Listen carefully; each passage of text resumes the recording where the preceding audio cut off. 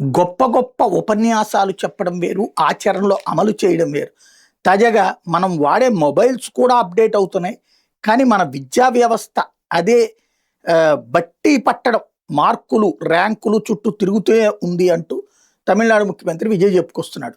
వాళ్ళకి చదువుతో పాటు personality development, communication skills, sex education, morals, career guidance ఇట్లాంటివి ఉంటే కనీసం ఫ్యూచర్ జనరేషన్ అయినా బాగుంటుంది అని చెప్తున్నాడు. సెక్స్ ఎడ్యుకేషన్ గురించి చెప్తే వెంటనే మహిళా సంఘాలు రంగంలోకి వచ్చేస్తే అట్టట్ట చెప్తారు, సెక్స్ ఎడ్యుకేషన్ గురించి ఈ వయసులోనే చెప్తారా అన్నటువంటి. అదే సందర్భంలో పర్సనాలిటీ డెవలప్‌మెంట్ గురించి చెప్తే టీచర్లు చెప్పే పాయింట్లలో నుంచి లోపాలు ఎతికేటటువంటి విద్యార్థి సంఘాలు, వామపక్ష సంఘాలు ఉంటుంటాయి.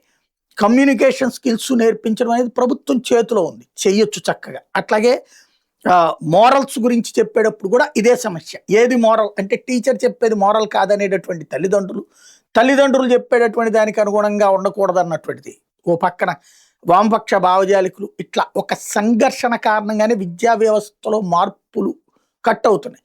అదేదో కరెక్ట్గా సరిచేసి చూపించగలిగితే విజయ్ దేశం అంతా పాటిస్తారు.